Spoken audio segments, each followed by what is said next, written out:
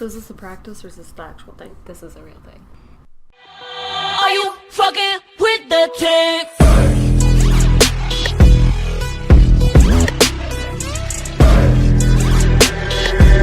Are you fucking with the tick? This is Barbie Jitsu podcast number 8. I'm here today with Big Aaron, who's been mentioned several times in previous podcasts, which you have been. Okay. Surprise. And today I want to talk about something that's been under my skin for a while now, has always been under my skin. But first, Aaron, why don't you start by introducing who you are and what you do and why you're here? I'm Aaron. I've been a police officer for a mid-sized metropolitan department here in Ohio for going on 17 years now. Studied martial arts on and off for almost a decade, and I've been training up the road here in jiu-jitsu for about 3.5 years now, and really having a good time with it. It's teaching me a lot that I didn't already know and refining some of the few things that I did know already. Cool. Awesome. So one thing that's been bothering me more often lately than anything else is the fact that it seems to be totally okay for women nowadays to expect to to completely reprogram men and make them safe for female consumption, I guess. And it just kind of bothers me because that's not realistic, and it's kind of stupid because if you think about it from a biological perspective, men are predators, and I don't mean that in a nasty way, but I do mean that they have a biological drive to go out and hunt and do manly things. And so the idea that you can reprogram an entire gender that we haven't been able to reprogram since before there were trees is kind of stupid. And so I get hit a lot with it's victim blaming to encourage girls to defend themselves. And that to me is just asinine. It's absolutely not victim blaming to teach girls to defend themselves. And I brought Aaron here today because he's a cop and he's seen some shit, and he teaches self-defense classes as well. It just makes sense to learn how to defend yourself because malice and malevolence are real and in the world, and there are people out there that just have a screw loose and just want to ruin other people's lives. So it just doesn't make sense for an entire gender to decide not to prepare for that eventuality, because I don't know a single woman who's made it to 25 that hasn't come across some perv that didn't know when to back off, and your solution to that is just to not do anything and just expect their mothers to go back and reprogram them. I think it's a little bit ridiculous. I mean, have you ever known a really twisted person to be able to be reprogrammed? It depends. I mean, there's certainly a lot of different variables that go into where somebody is at any given time, and that's where I kind of nowadays look at it is, is this person ready to accept certain things, or are they ready to learn things? And a lot of times maybe they're not, and unfortunately the hardest lessons are the best lessons, they say, and it hits people, catches them by surprise, or they've got to hit rock bottom or wherever they've got to be to shake them out of their comfortable bubble and get them to accept some hard truths. And the complacency and the comfort and just the idea that this is a safe world, and there's no reason to do all of this or put forth the effort is just completely counterintuitive to me, at least. Of course, I go out every week and see somebody's worst day of their lives. So you start to see trends, and you see where people kind of group themselves together, and it really does try just profoundly surprised me, even after all this time, how little people put into protecting themselves or thinking about protecting themselves or taking steps to do that. So in your experience, because you were telling me the other day that you're teaching a class, a self-defense class for teenage girls. And I went to a couple when I was a teenager to like at a place at my church that offered them. But I always wondered, like, besides the obvious reasons that like women and children, but specifically women, are more likely to be the victims of any kind of crime, really. What made you want to, start doing this self-defense class and with teenage girls, and like kind of what's your thought process behind that and what you hope to teach them? Well, I've talked to Professor Jim before about it, and trying to do some of these every once in a while. Somebody will approach me and ask me to do a class, and I don't really have the ability to say no in circumstances like this. So here a female officer was asked by some people if she could put something together, and she lacked the technical expertise to do it. So then she knew that I trained, and she asked me, and I agreed to help her put it together. I think a lot of these seminars and classes and things can kind of go around, and people get the idea that I can go in and I can learn one thing that'll work, and I can pull that thing out and make it work, and it will keep me safe. And this is not a, well, it's dark, so I bought a flashlight kind of an issue. This is, well, I have a car and I need to keep putting gas and oil in it and get regular tune-ups and make sure it's properly maintained and running. And it is a complex system of subsystems that produces results and does what you need it to do. Self-defense is no different. You need to you have to nurture maintain it. Yeah. You have to maintain it. You've got to update it. You've got to keep at it. And I'm not saying that everybody has to go in and train 2, 3, 5 days a week or anything like that, but going to 1 or 2 seminars in 10 or 20 years is not going to cut it.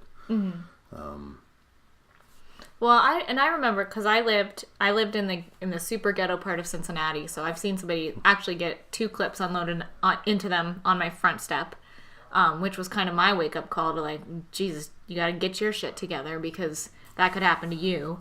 But one thing that's always surprising to me is that like women think that they can go and buy a stun gun or a can of mace, and that they're going to be able to use it under pressure. And like, you can buy this stuff off Amazon and have no training to use it. No real clue like when is the proper time, or like how do you know when it is absolutely the time to whip it out. And then the biggest thing that I've noticed and that I've experienced is that when it is the time and you've never been in that situation, the first thing you do is freeze. And so it's just a little bit ridiculous to me to tell women like, oh, get a flashlight or get a stun gun or get mace, and like, you just carry it around and you'll be fine and you'll instinctively know. And it's like, no, the first time you hear a gunshot, you stop cold. You don't know what to do. And the first time somebody punches you in the face, you stop cold, because you're like, what the almighty fuck just happened to me?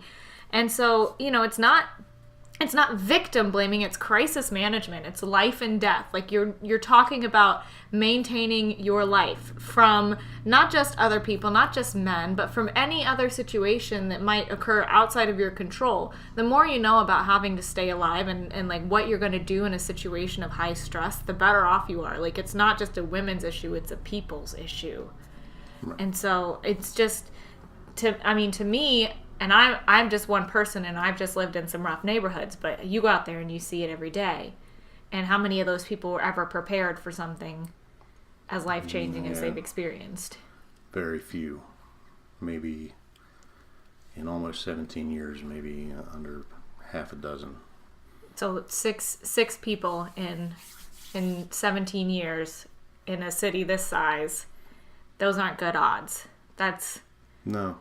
No, most people just they get comfortable and they don't even consider the possibility that something other than what they plan on happening is what's going to happen after they walk out their door.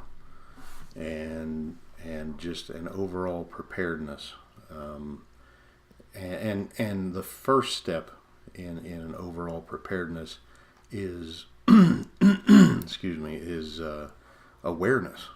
Mm-hmm. You have to be aware of yourself. You have to be aware of your surroundings. You have to be aware of other people around you. So when you go out and you start your car up and you're driving to wherever, you can't let your brain go on autopilot and then you're busy daydreaming, thinking about stuff that happened over the weekend and the stuff that you got to do when you get to work and the stuff.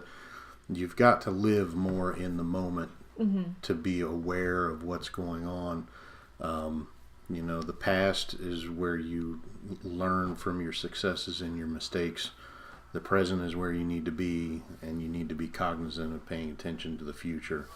Don't look at just the bumper of the car ahead of you. Look through their windshield to see what they can see and anticipate what or how they're going to react to whatever is in front of them. And you start putting yourself ahead by one step each time you can get your head up off of the road and look farther than 15 feet in front of your car. Same as anything else. You go walking, you're doing whatever. You got to keep a look around. You don't have to live your life in a constant state of being a tense spring where you're just so jacked up and ready to fight or flight. But just taking a look around and start thinking, man, if somebody came up and sucker punched me or tried to steal my purse or tried to snatch me up, what would I remember later to be able to describe about these people? And with just that cognizance of what your surroundings are, you can handle a lot of the problems by preventing them, and that's the first best step. You go to a seminar or anything, they like to show fancy techniques and moves where you do eye gouges and poking somebody in the eye is great, but you better have something to follow it up with. So the first thing you've got to do is pay attention to your surroundings and listen to your gut. I mean, you get that tension, Well, you kind of have to be some kind of like stone cold weirdo to be able to gouge somebody's eye out just on a whim. I mean, if your adrenaline is jacked up enough and you fear for your life that much, but even then, like, that's a gross feeling. It's a gross feeling. It feels like a wet grape. If you peeled a grape, that's kind of what it feels like. Yeah, so it's just kind of, it's silly to expect somebody in a situation like that to, like, even think about going for the eye. And then having the follow through to do something serious about it. Right. And that's kind of what I mean is if that doesn't work, have a plan B, have a plan C. You've got to have contingencies upon contingencies. Yeah. And learning one little thing is not going to work in every scenario. I mean, what if you go up against somebody that's only got one eye? I mean, it happens. So if you pick the glass eye, they're just going to be like, oh, so you tried to poke me in the eye. We're at that level now. And you've escalated it. You've actually made it worse. So when you do something, you've got to be able to see it through and make it happen. And if it doesn't happen, you've got to have something to fall back on. And it's not instinctive. It's not something just... anything you need to... in the gym and at work, you train like you fight and you fight like you train. You have to make realistic scenarios and train them with a specific goal of we want to learn or practice or make get the muscle memory kind of thing to where you can instinctively do it. And people, you cannot count on rising to the occasion under stress. Well, I think we've seen in recent events, it's more likely that you'll run away. Well, like you said, the freeze, it's not just fight or flight. It's flight or fight or freeze. Yeah. There's three. And some of it is just being overwhelmed and being thrust into a new scenario or circumstances that your systems are overloaded, and you just start basically like watching it like a movie unfolding, and you're not able to keep up and process what it is. So you can't even decide to run or where to run to, where is safe, which if you keep an eye out and look around and try to anticipate worst case scenarios, you can start finding exits and get the heck out of Dodge. But the freeze can also be you just lack the knowledge or the skills to do anything. Yeah. So, you want to help, but you don't know what to do. And we see that, there's all kinds of helpful people that just end up getting in the way at things. And they're trying earnestly to do something. And I would always encourage people that, try to do something, because even doing the wrong thing is better than doing nothing at all. But, you have to know your own limitations, and awareness and preparedness means asking yourself some really hard probing questions and being willing to accept the answers that you give yourself. If you don't have that self-awareness to know, where your line in the sand is, then it's going to be a lot harder for you to put up any kind of a defense or react to a stressful incident. Yeah. I mean, one driving factor behind me going up to learn jiu-jitsu is because I live alone and I live in the city, and it's a safe neighborhood for now, but I end up in some not safe neighborhoods, and I like to do one big motivator for me. I'm a fear motivated person. If I'm comfortable, everything's fine. Nothing needs to change. But so what I do is I picture the absolute worst case scenarios that I can, and then what I would do if I had answers for them. And I don't have answers for a lot of them. And so, part of going to jiu-jitsu for me was less about stress relief, even though my job was really bad and I wanted to beat things up, but more about I have very few physical skills. I can't deadlift somebody if they're trying to abduct me. And these things happen, and they could happen. And I've been out and had somebody this past Halloween try to pick my friend's purse. And it was just kind of a situation where, she figured it out, and she'd been in this situation before, so she was able to turn around and confront him. But the rest of us didn't really know what was happening, as it was a really crowded and overwhelming situation. And so, that made me mad that I didn't have an answer for that. And I was like, what would I even do if I wanted to restrain him until, somebody could deal with him legally, because he's just going to go find somebody else's pocket. And, so I like to go and learn about the things that really terrify me, and spend a lot of time with them, because it's just, I didn't know that the first time I saw somebody get shot, I would just freeze up and forget absolutely everything that happened. I didn't know that. And I'm somebody that walks into Walmart and tries to play age, height, and weight if I had to identify somebody in a lineup. So it's just, it's obscene to think that you can just take half the population and just make them safe for everybody, when it's not just men that are attacking women, but other women, and everything in between. And while I still don't know what I would do if a rabid dog came at me, I do know roughly what I would do now if a 130-pound man came at me, or a 230-pound man came at me, and both of them involve some kind of knock them over and run situation right now. So it's just one of those things, you see it more than I have ever and would ever want to see it, but it's just absurd to me that the idea that you can tell women you can prevent your own rape is victim blaming, because it's not. It's common sense. It's what you do. I mean, I would not, if I had girl children, I would not be like, it's okay, just go out and do what you want to do, because if you get raped, it's their fault, not yours. Like, that doesn't make any sense. And I know that you have children, and I'm positive you don't teach them that. No, not at all. That's it goes hand in hand with a lot of people trying to push for gun control and everything. And I would ask people, on average, there is one police officer for every 1,000 people. Mm-hmm. That's pretty generous average, I think. It is, because higher population densities will actually have a higher percentage than that. And you get out into rural areas, there's not as many people, but you're talking, rather than being responsible for 4 or 5 square miles of territory, now that officer's responsible for tens of thousands of acres.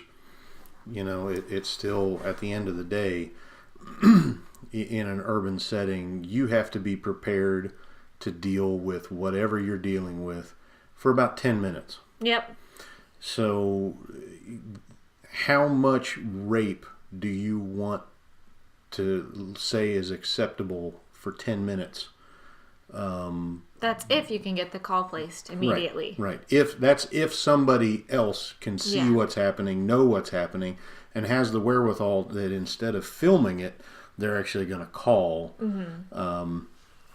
But that's the question that I have is how much rape is acceptable? Because if you're not willing to put forth the effort to defend yourself, that's ultimately what you're asking people to do. Now, my position is no rape for 0 seconds that's is pretty acceptable. Much mine as well. And if that's somebody's intentions, then whatever you have to do to keep that from happening is exactly what you should do.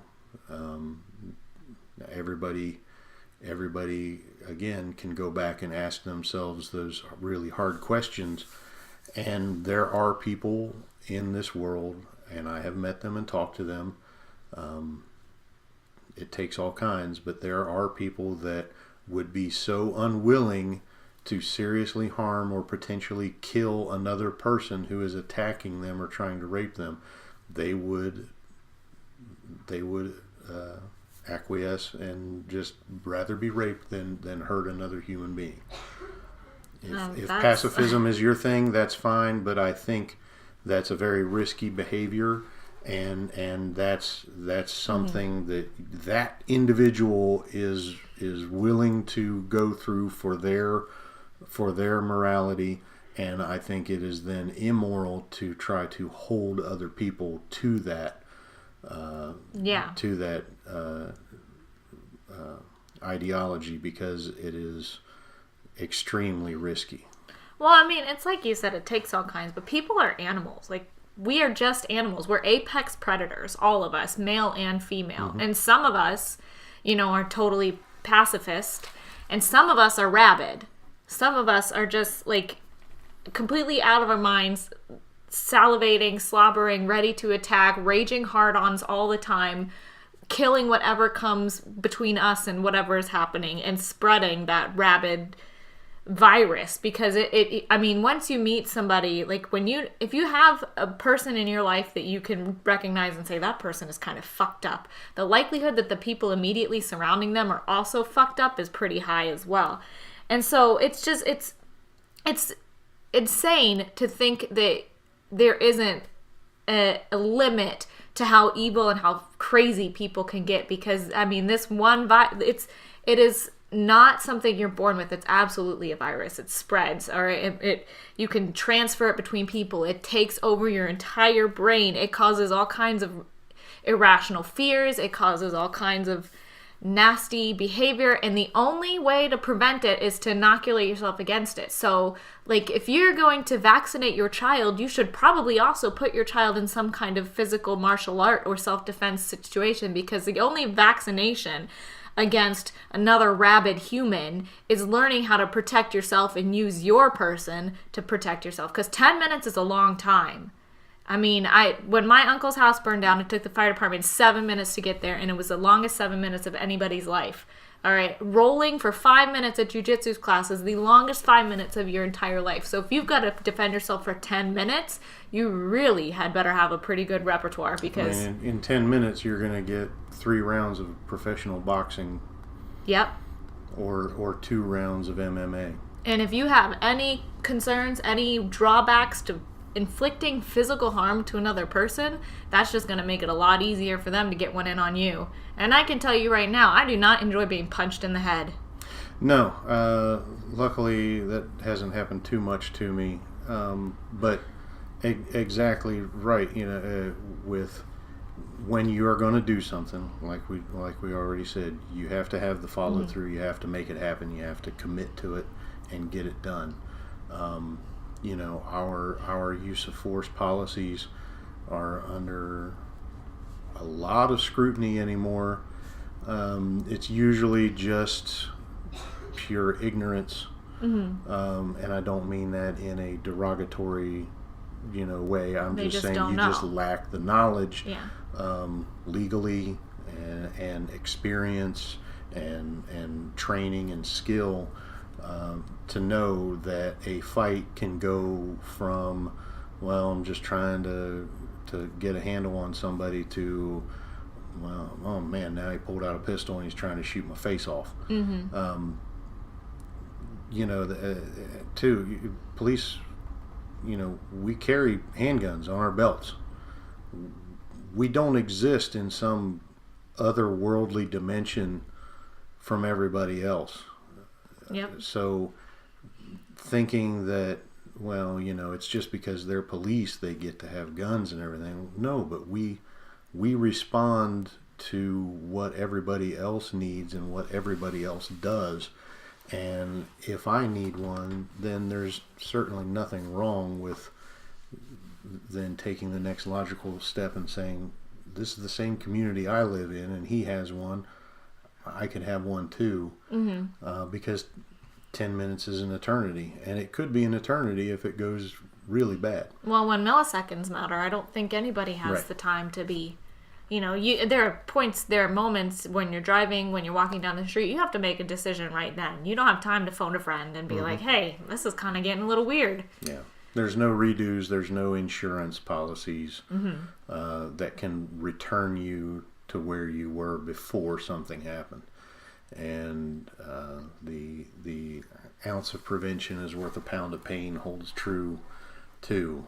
Going and training somewhere, doing something, anything you do, whether if you carry a little tiny pepper spray thing in your purse, or a stun gun or a pistol, you have to practice with all of them, and you have to practice with your hands too.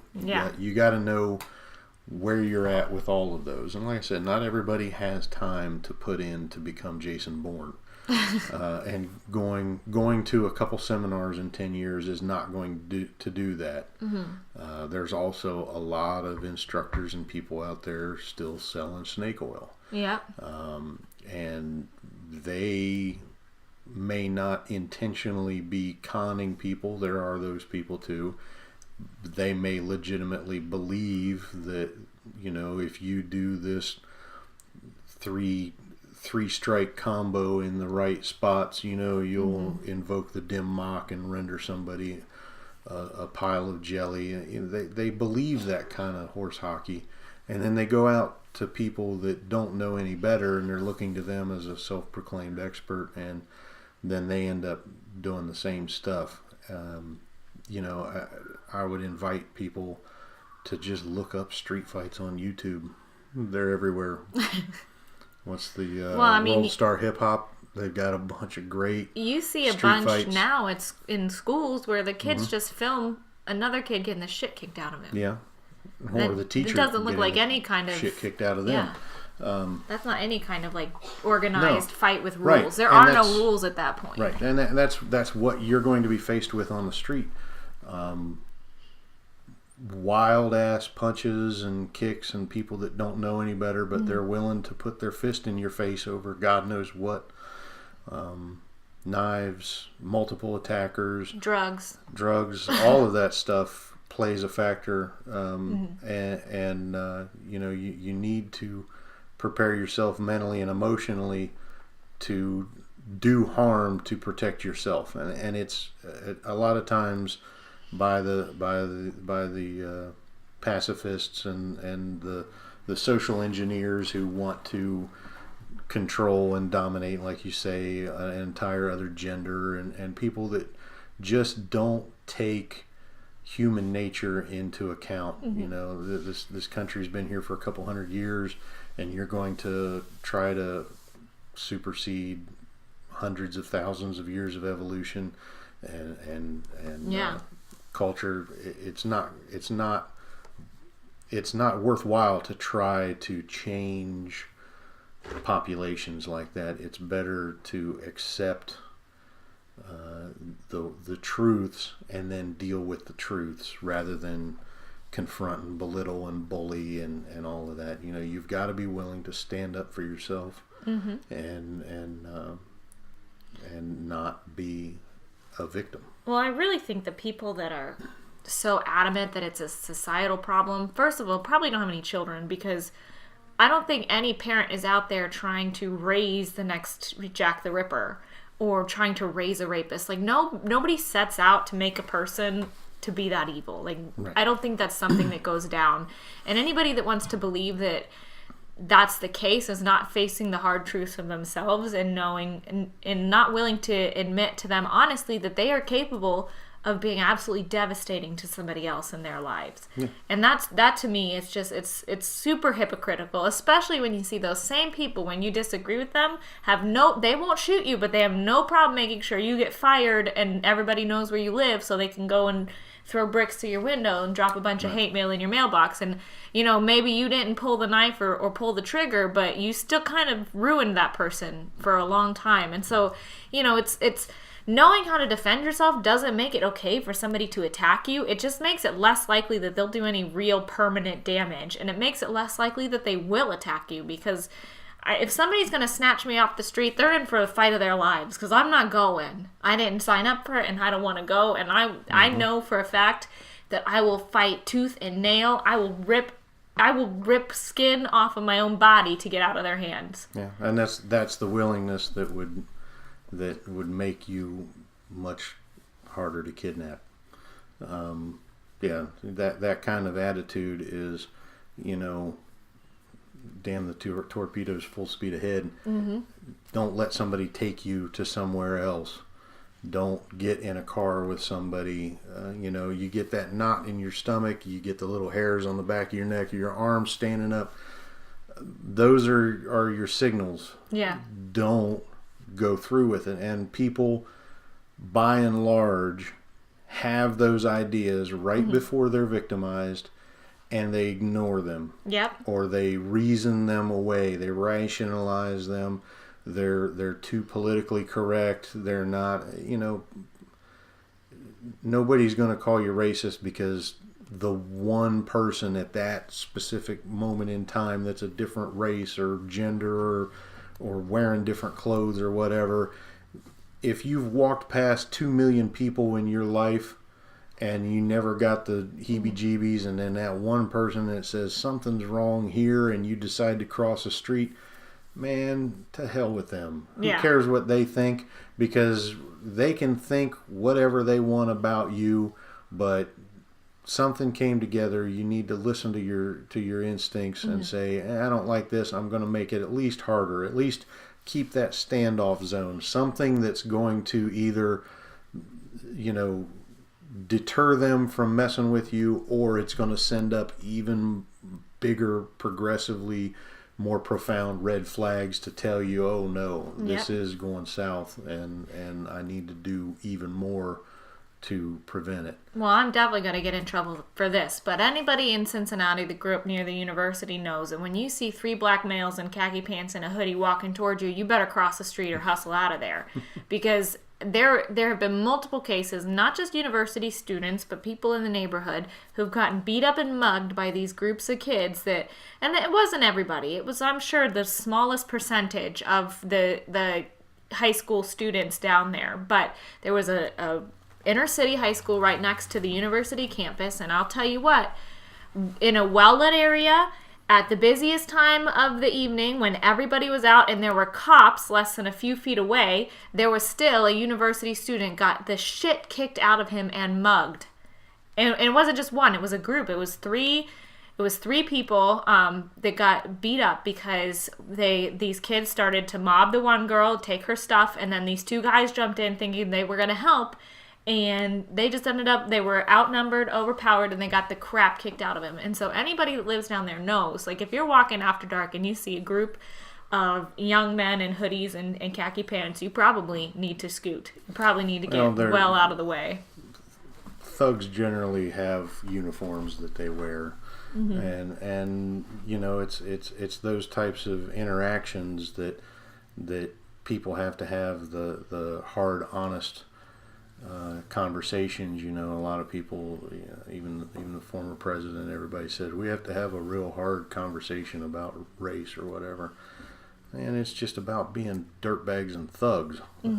Anybody of any color, any, you know, if I see a bunch of young men wearing hoods, man, they could look like the Rainbow Coalition in demographics, but you know, if they got the sagging pants and the hoods pulled up over their face and walking all hunched over, and they got, you know, stuff, I'm going to take a good hard look at those guys, and I think anybody that doesn't is a fool, and anybody that says they don't are setting themselves up to be a victim, or they're lying.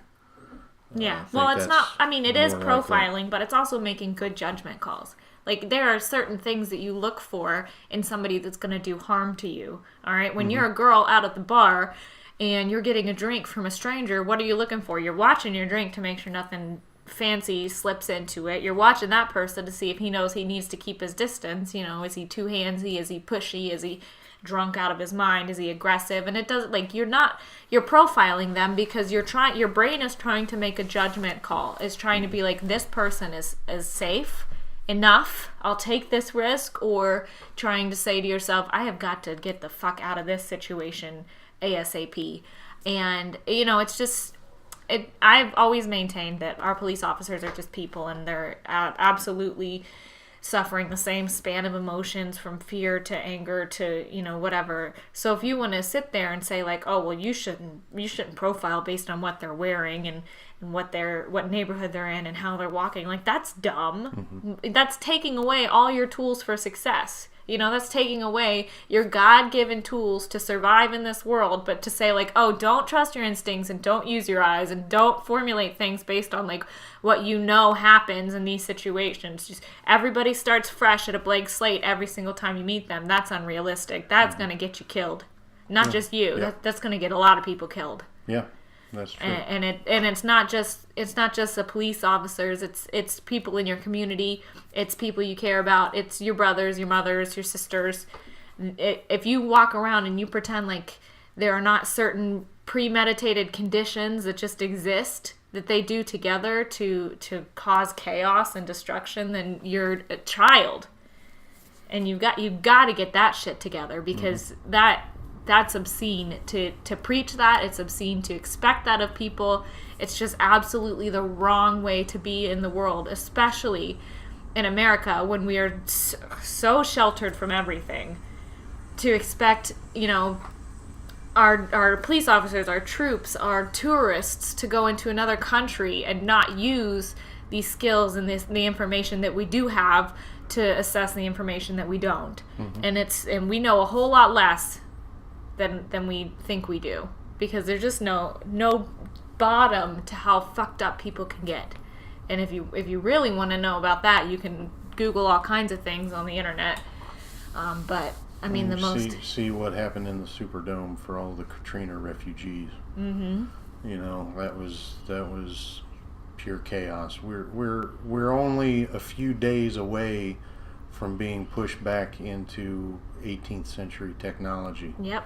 And Take away the internet everybody- for 3 days. Yep, everybody loses their iPhones and their internet for a few days, and what do you have left? And if you don't have basic life skills that can, keep you warm and dry and keep food in your belly and take care of the people around you, then you're not in a place where you can make good decisions about what your perspective and your priorities are. Yeah. A lot of people, want to complain about all the woes in the world, and anymore I turn a deaf ear to a lot of the complaints, especially here in the U.S.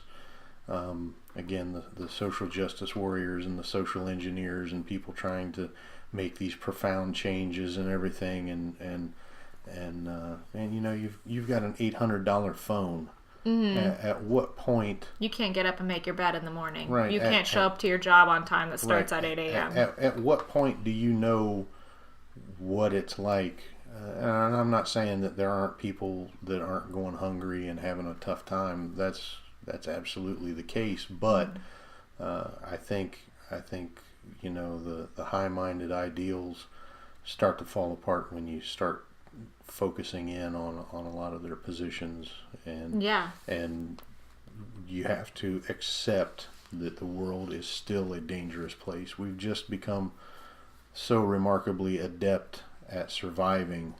This world was designed to kill us at every turn, and sometimes that comes at the hand of another person, and you can't forget that. You can't say, oh, well, it'll never happen here. You can't get complacent. You start looking.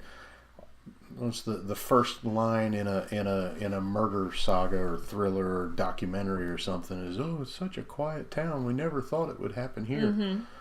Well, so was the Garden of Eden, and then, Cain and Abel decided to throw down. So, it's you're avoiding your basic human nature if you think that you can't go out and kill somebody, and that it won't profoundly change your life. If you're not confronting the fact that you have a massive capacity for destruction, then you clearly haven't looked around.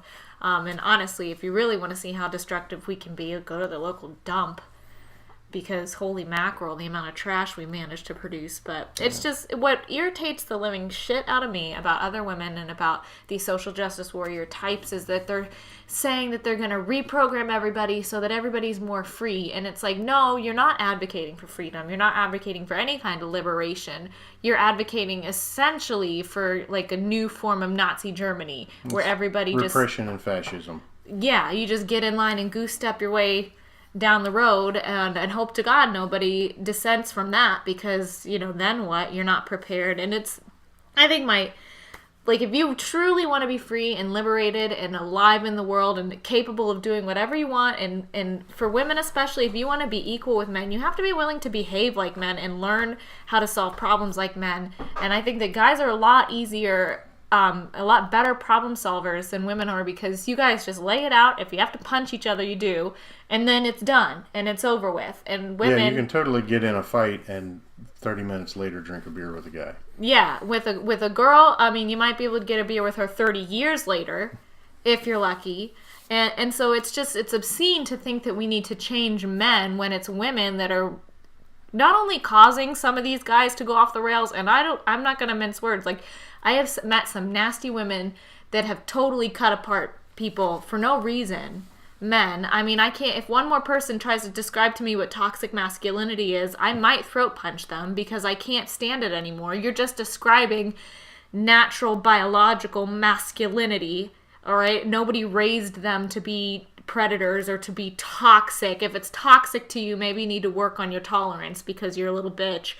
But, my favorite way to describe it, Camille Paglia, I think is how you say your name, or Paglia or something. She says that if you really want your freedom and your liberation, what you need to be advocating for is street smart Amazon feminism, meaning you can walk down the street butt ass naked, okay, and nobody has a right to touch you. But if they do, first of all, you have to understand that men have a wire in their brain that makes them automatically pursue women, okay, for reproduction and for whatever else that they want to do.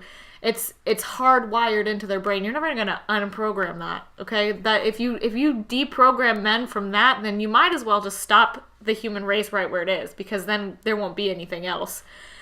But you have to be willing to understand that if you decide to walk down the street naked, and if somebody decides that they're going to touch you, then you'd better have the skills to fend that off. So I don't understand why you would advocate for women and young girls to just be victims. Like, you're actually advocating for victimhood by telling them that they don't need to learn self-defense and that boys need to learn to be better boys. Like, that's absolutely wrong. That's absolutely backwards. All right? If somebody is being raped or being attacked, it is 100% unacceptable in every single situation. But if you have no skills to defend yourself, well, that's on you, sweetie. Because if you didn't prepare for the eventuality that somebody might try to take what you have, then you're not thinking about the world in a very realistic situation. And you really have to take that seriously. You have to take the world seriously, because it's not an easy place to live anywhere, even if you live in a sleepy town in the middle of the Midwest. And even if there's the closest person is 200 miles away, somebody or something is going to find its way in, and that thing is going to be intent on your destruction at some point in your life. And maybe it's you. Maybe you're intent on your own destruction. I don't know, but you have to be prepared for it. You have to think about it. You can't reprogram free will. I think that's ultimately what keeps society moving together is the general consensus that, yes, by and large, doing the things that we're supposed to do keeps us moving in the right direction. But at any point in time, the reality is, not anything else, but the reality is, and we see it time and again, is when somebody just decides that they are going to go off the rails, or they have a mental illness that forces them off the rails, or there's some other provocation that incenses a person to the point that they do something incredibly violent, we can count on that happening. We know it's going to happen. Mm-hmm. It always will happen. It doesn't take a whole lot to happen. No. The fact that there isn't mass murder all the time is because most people, by and large, have no interest in doing that. Mm-hmm. But statistically, you're going to find the people that are. There are always outliers. And you can't spend enough money. You can't build enough infrastructure. Mm-hmm. You can't live your life in a bubble and pretend it doesn't happen.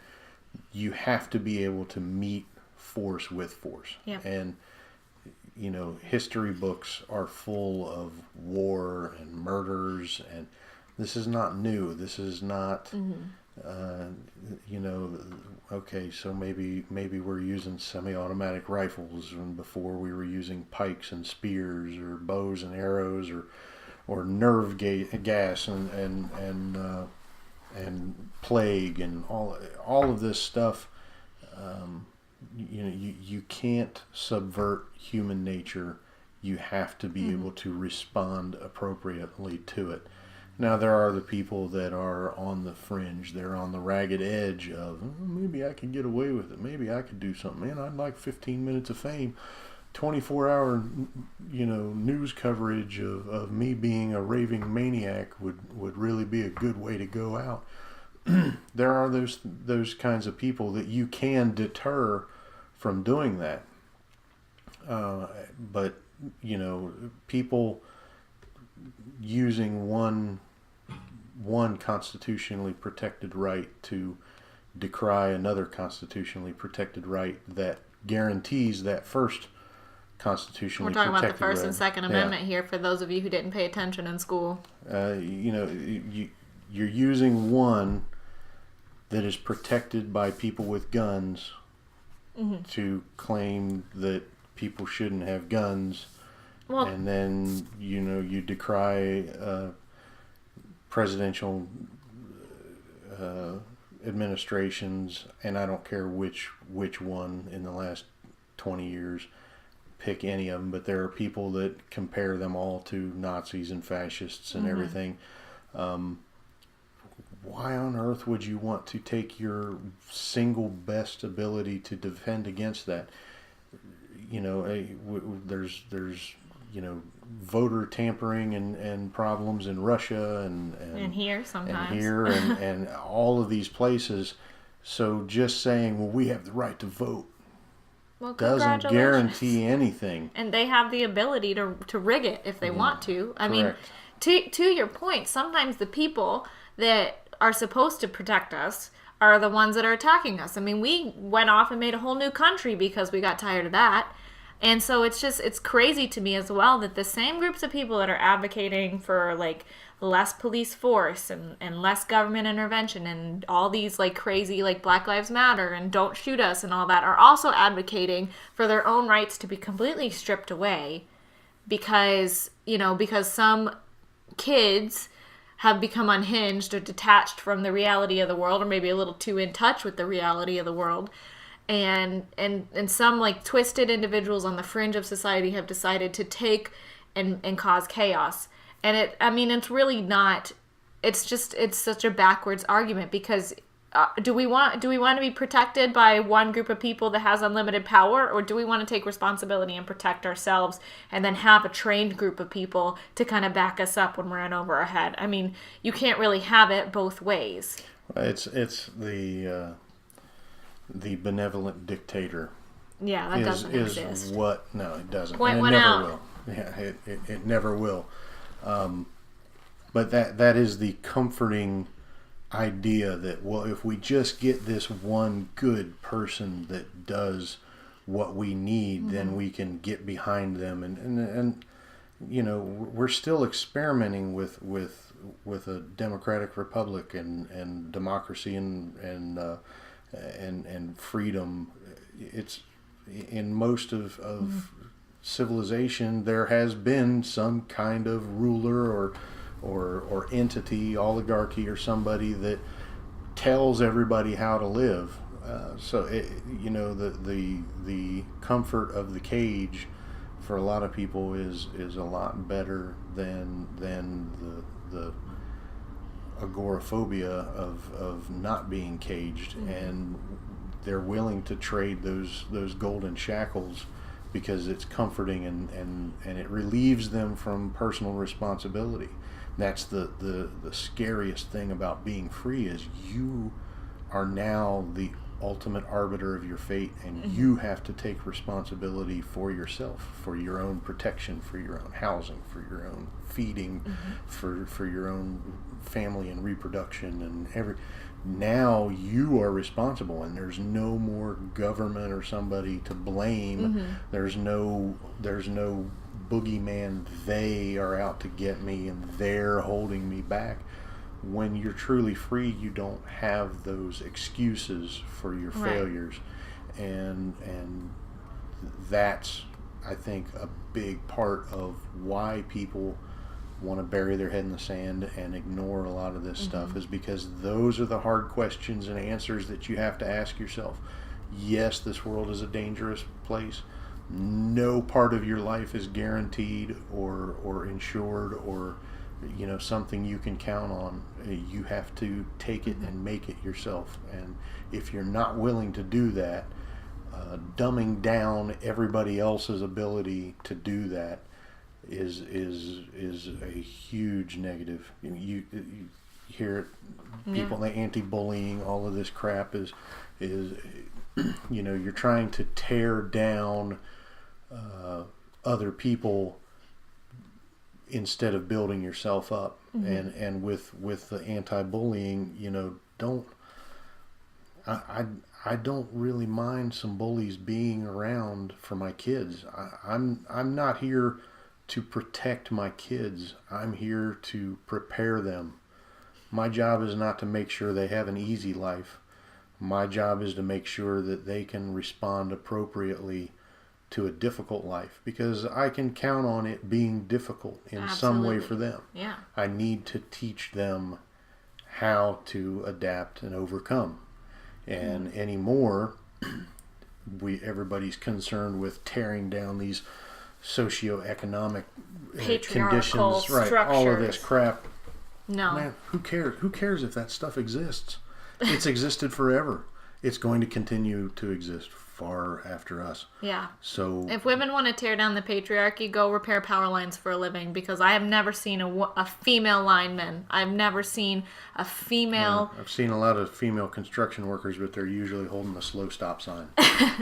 Yeah. I mean, if females want to destroy the patriarchy, well, then you're going to have to figure out how it exists in the first place. And then you have to go where the men are, and the vast majority of men are out there making sure that our infrastructure stays up and running.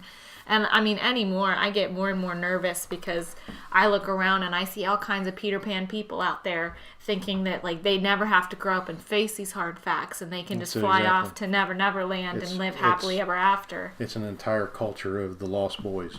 Yeah, it's insane, and I run into it every day.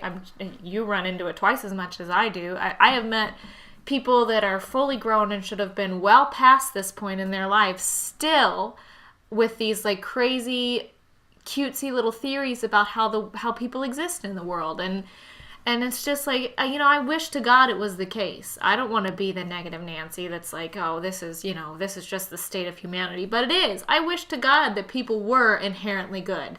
Most of us choose to be good. But if you give me the option, like if you take my food away for more than 8 hours even, you're about to start seeing some irrationality. So if you take my food away for 3 days, you bet your sweet ass I will commit some kind of crime to eat again.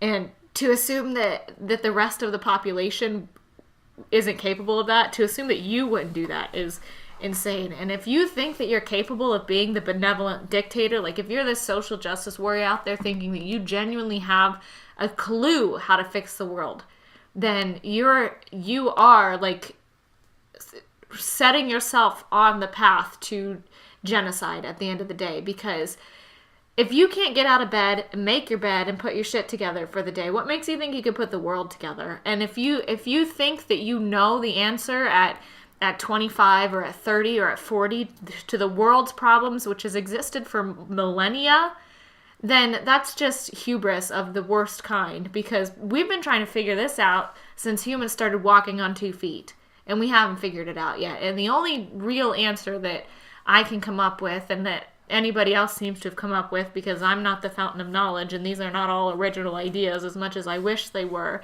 is to put yourself together the best way that you can, and then build yourself up to a point where nobody can come through and just destroy your life so easily. All right, and then maybe if you do that, maybe you can start looking outside yourself. But until your bed is made and your room is clean and your house is in order, you really need to think again about your social justice movements, because I'm not so sure it's social justice, but I am pretty sure it's social tyranny. Yeah, that's exactly it. I agree. I would rather have a dangerous world of men and women that can stand on their own 2 feet and are eager and willing and competent enough to handle whatever is thrown at them, rather than people that worry about what pronouns they're referred to, or what somebody calls them, if they call them a bad name or a bad word. I've heard it all. I've been called it all. I'm me at the end of the day, and nobody else's opinion is going to change what I think of myself. So we need people with the skin to stand up and handle their own business, and not try to handle everybody else's business instead. Yeah. That's the problem is like you said, look to your own house. Don't throw stones from your glass house. Before you start trying to tear somebody else down, you'd better take a good hard look at yourself in the mirror and know that you're righteous. Chances are you're not. I don't think there's really anybody out there that is. Everybody's a hypocrite. I think the goal should be trying to limit the hypocrisy in your life, and just be your own person. You can't change somebody else's attitudes or beliefs or ideologies by legislating them or by bullying them emotionally or intellectually. You can't change people like that. The only thing that you can do, the only person that you have any control over is yourself. So try to be the example that might make somebody go, oh, well, maybe I had it wrong about them. Maybe there's more to it than this. And that's all you can hope for. I think that has time and again been the example that kicked off civil rights movements and profound social restructuring and change are not the people that are whining and crying about, well, I didn't get called the right thing, or somebody said I was this, or this, that, and the other. It's somebody going out and living the example and walking the walk, and just not trying to force somebody at the edge of a pen or somebody else's gun to change what they're doing. That's a big thing, somebody else's gun, because that's really what they're advocating for at the end of the day is, oh, I won't do this to you, but I have no problem sending somebody else to. And then you have to think about who's that somebody else, because one day it might be you. I mean, we thankfully have not had to use the draft. Hopefully we'll never have to use it again, but I doubt it. I highly doubt it. It would be nice if we got a foreign policy that would kind of keep us from trying to run other people's business like we've been talking about here. I think we probably do with a lot less intervention in other people's but BS. Eventually, if you're advocating for your government to be able to tell people how to live their lives and how to speak and how to talk and walk, then eventually what you're looking at is your government telling you how to do those things, and then you don't have your voice anymore, and you've lost your ability. New recourse to fix it. Yeah. So, I mean, that again, it's. I think that's pretty much all you could say on this subject, and that's all there is to say. Is just handle your own business before you try to solve somebody else's problems, and it's not victim blaming to take responsibility and to say, well, were there things you could have done to prevent this? Because it's just practical. That's problem solving. All right, that if your house burns down, you don't sit there and shake your fist at the sky and then like complain that society let your house burn down. You think to yourself, well, shit, what did I do? Probably shouldn't have fallen asleep smoking. Right, probably should have unplugged the curling iron, something. So, ladies, if you're out there and you're wondering, like, how do I make myself a better person, start with figuring out how to defend yourself. Picture the worst case scenario that you can imagine happening to you, and then develop the tools you need to avoid that scenario happening in real life. And everything will be easier after that. Yep. If you're ready for that, nothing else matters. Yeah, you won't be less afraid, but you will know exactly what you're going to do. And with that, I mean, I think we'll just wrap it up there. Thank you for coming and talking to me. And if you have anything to contribute, if you want to yell at me and tell me how terrible I am and release my address, please let me know. I fired up my Twitter, so you can find me on Barbie Jitsu Twitter, Barbie Jitsu Instagram, on YouTube, on Facebook. If you want to dox me, I'll happily give you my contact information. All right, so but be mad all you want, but all I'm trying to do here is tell you the truth about what it is, and I don't know if I have it all right, but I think I have a whole lot of it right, and I'm not listening to myself talk, but I'm doing a lot of research to find other people who know what they're talking about and who can straighten me out when I'm wrong. So I strongly advise everybody I know to do the same thing and to find the people that make you better and keep you in line and keep you from being your own worst nightmare of a person. So thank you all, and I'll see you next week.